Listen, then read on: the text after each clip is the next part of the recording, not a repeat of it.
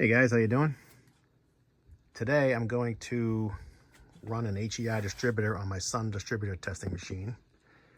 I always wanted one of these, and if you read any old car magazine from the 60s, it seems like they're always recurving a distributor on a Sun machine. So I found this one, I don't know, 8-9 years ago. It was fairly local. It was $300. Needed a lot of work. That's why it was so cheap. These things are usually over $1,000, $1,500, that area. And I probably put $400 into it, but now it's a nice working machine. I took it all apart, cleaned it all up, polished up what I could.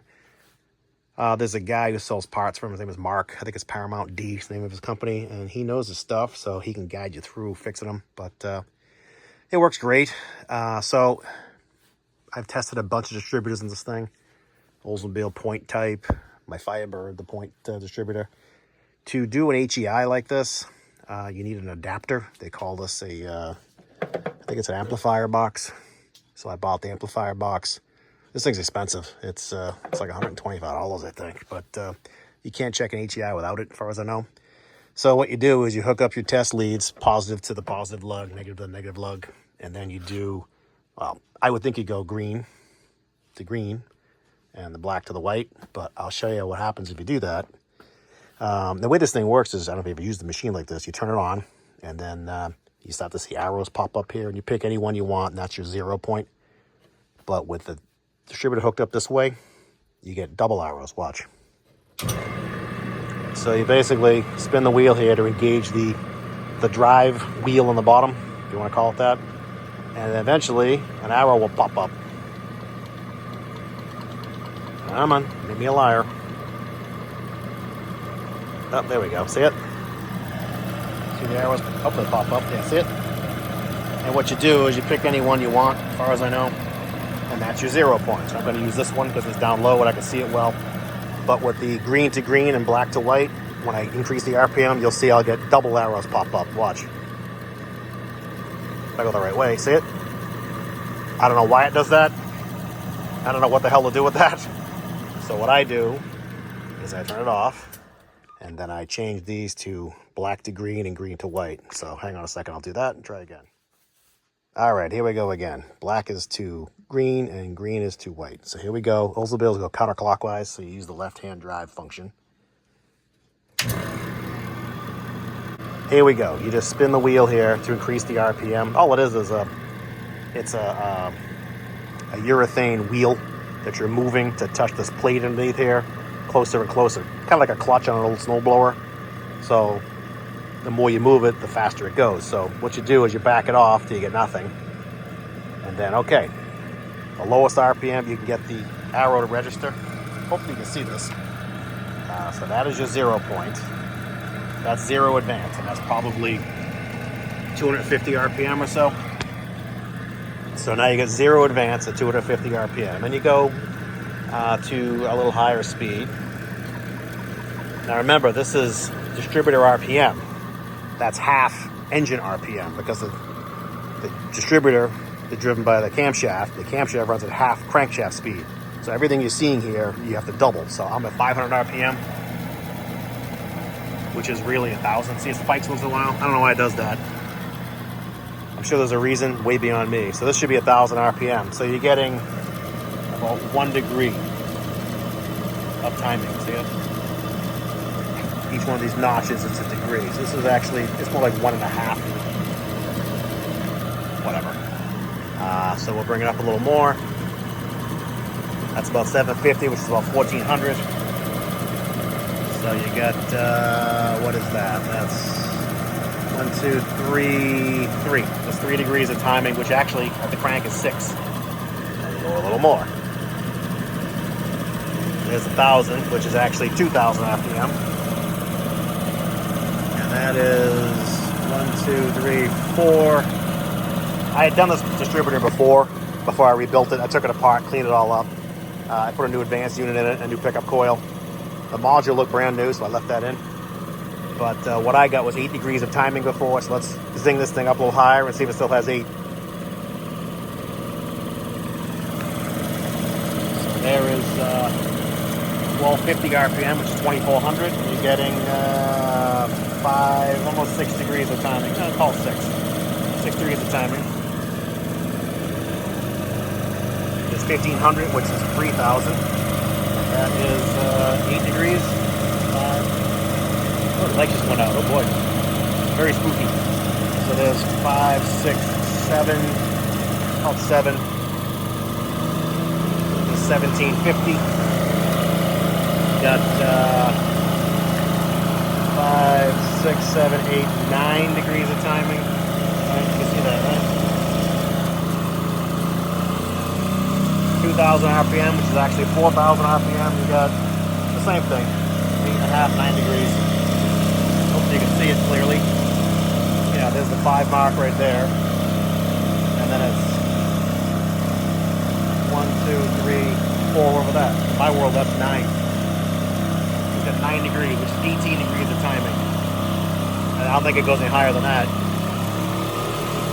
There's 5,000 RPM. That's a crank. Yeah, it's actually backing off to 8.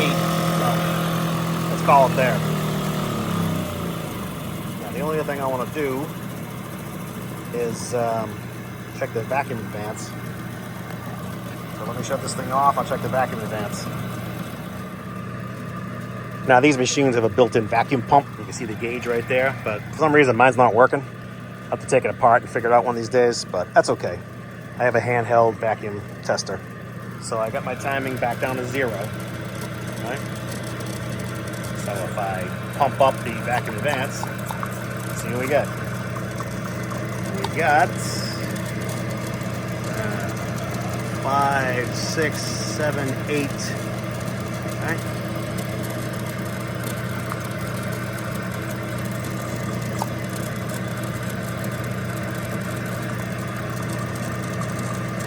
Five, 6, 7, 8. You got 8 degrees of vacuum advance. See it? Now, why is it bleeding off? It shouldn't. It's a brand new advance unit. So that's 8 degrees of vacuum advance, which actually is 16. So let's take this thing off. Okay. So let's turn this guy off. Oh, you gotta back the wheel off all the way too. You put a flat spot in it. So we have 8 degrees of vacuum advance, which is actually 16. So say I set the timing at 16 initial, and I plug in the vacuum advance unit. That'll give me 32 degrees. Yeah, that's how it works. You're just adding it in. So this distributor gives me 8 or 9 degrees. Let's call it 8 just to be on the safe side. It's probably 8.5. Maybe it's 9. Let's say it's 17 degrees of centrifugal advance, okay? At full tilt. So I put 10 degrees of initial timing in it. I get 17 out of this. That's 27 degrees. I like to run these low compression smog motors around 15 initial.